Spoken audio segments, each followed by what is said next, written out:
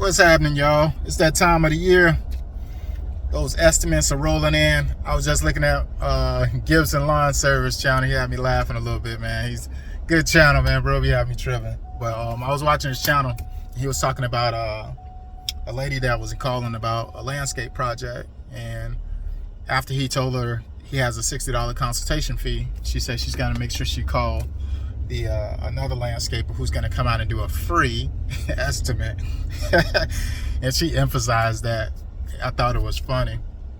He actually did like a live call, but I thought that was funny. And that just takes me back. I like what he's doing as far as taking on the consultation fee, because a lot of landscapers are in business, and it's that non-billable time where you're actually picking up the phone, driving out to every single property, measuring them out, and just to find out you're in a pool of 10 people who's actually bidding for the job.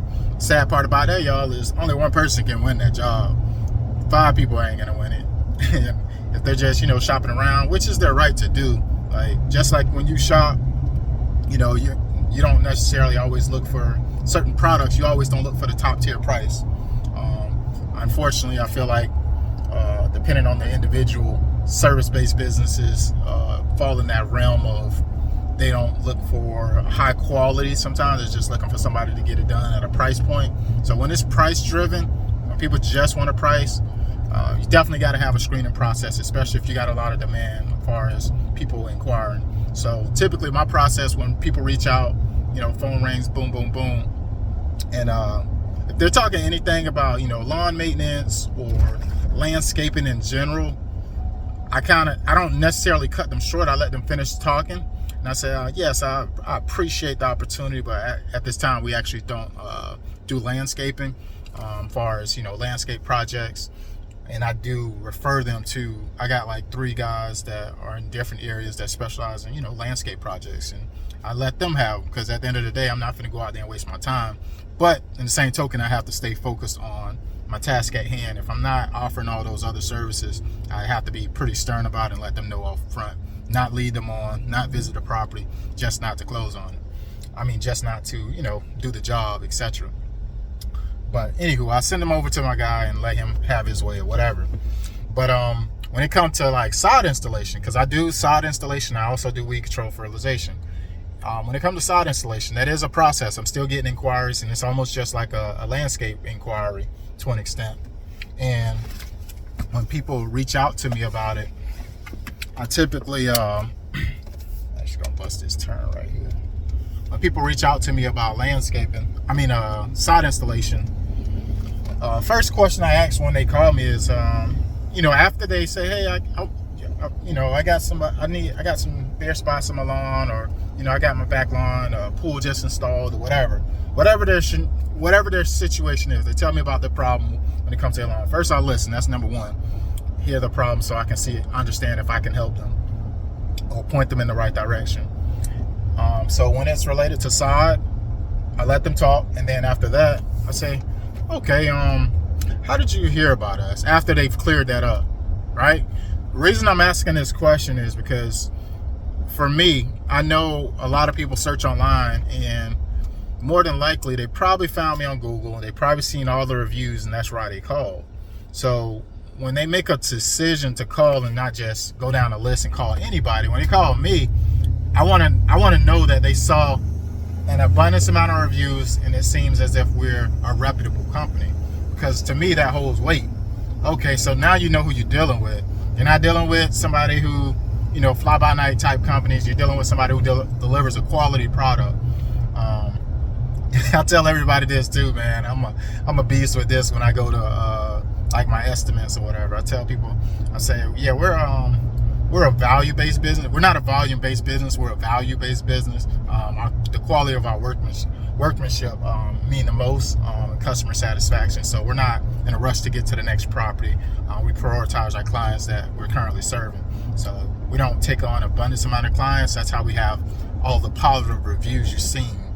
Boom, boom, boom. So I say that because I don't want nobody to get it misconstrued that, we rip and run. And when it come down to my consultation fee, I still have my $100 consultation fee. What I did was I actually delayed charging my fee at the early part of the season, but when the season kicks off, when it's, you know, a lot of demand, I don't want to be spread thin by going to a bunch of people that I don't close. Yes, they can be opportunities missed, and I have realized that, but in the same token, like Gibbs said as well, I feel like if somebody's going to spend $4,000, $5,000 on their landscape or the lawn renovation, it should be a no-brainer to have a professional come out and estimate it properly, at least point you in the right direction. Because when I go out and I do an estimate and I capture measurements, they get way more value than just, you know, oh, this is how much your grass is going to cost. I tell them, hey, don't let a contractor come here and tell you to put some Bermuda in your backyard that's almost completely shaded with Bermuda and centipede won't survive. Don't. I'm letting you know that.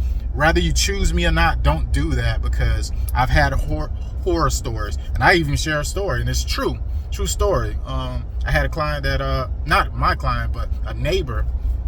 They had spent like 12 grand for their backyard, big backyard, and somebody put a bunch of Bermuda down.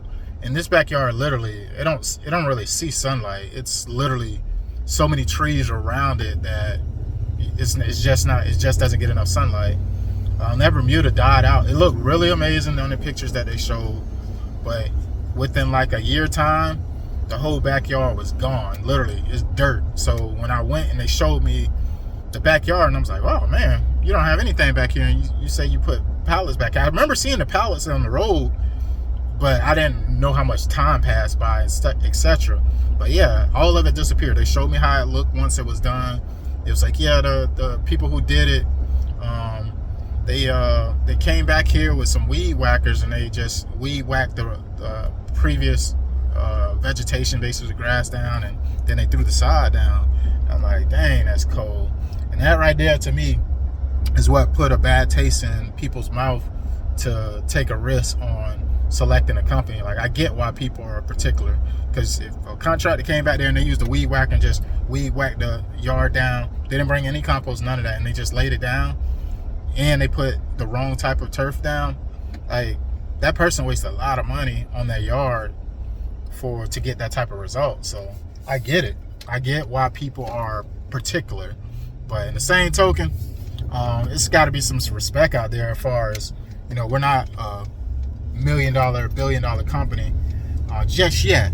We're not there yet to where we have all this time to waste on properties where people are not serious about, you know, closing a job. Like, it's a lot of people just shop around, and for me, time is valuable. I can't duplicate myself, and I don't want to spread myself thin. So I make sure I charge that consultation fee, so I get the people who are serious and not curious, because that is super important. Super important, because the demand, when you're losing people who can be real clients when you're just, you know, servicing or chasing your tail by, you know, following up with every single lead. Every single lead is not a client. But I just wanted to babble with y'all on that, because I thought it was an interesting thing when, you know, he was really dialing in on the video, you know, understanding her problem and giving her an idea of, you know, what's required to do that, to do what she's inquiring about, just for her to, you know, deflect as soon as he say, hey, we got a consultation fee. They don't say nothing. I'll tell you one thing, they don't say nothing to no HVAC, they don't say nothing to no plumber, they don't say nothing to no party who have a specialized skill about their consultation fees. Because guess what? I don't argue with them. Like, the dude plumber came in to fix the, you know, I understand, and I could possibly fix stuff myself. But when you got somebody who has got a specialized skill, and they come in and directly fix your problem, like, that's worth that way to go. Like, you don't understand how much stress that take off your plate. Because if you try to do it yourself, you can understand how sometimes challenging it could be, and you'll spend more money trying to do it yourself than if you just hired a professional to just come in and handle it. So when you got somebody who can understand what you desire as far as the vision of doing your project, it's a no-brainer. You better get with it. But yeah, I respect that. Like, I respect the consultation fee, because I understand how necessary it is. But yeah, let me know in the comments what y'all think about that. Do you charge consultation fees when it comes to services that require metrics, as far as you got to go out, capture measurements, get a visual, understand what they exactly need, as far as the project machine? Like, it's sometimes projects are not just plain and simple. Somebody can't just tell you over the phone, oh, I need mulch installed here, and like, you don't know what size, they don't know what size, and if you go off their size, it's gonna be wrong. It's just so many variable factors that sometimes you just have to put eyes on it. And how do you choose who you're gonna go put eyes on property if you're not screening them prior to getting to the property? So that conversation on the phone is absolutely necessary. Your website should be doing a lot of that work for you. If you got a website, it does half of that for you. Like, I'm very big on that. So when people reach out to me and they've filled out an inquiry through the website, I know they have a general understanding of what the cost is. They have an understanding of the service, because I feel like I make it to where you can't just bypass that information and, you know, not have zero understanding of what you're getting yourself into. But y'all let me know in the comment section. Let me get going. I got work to do.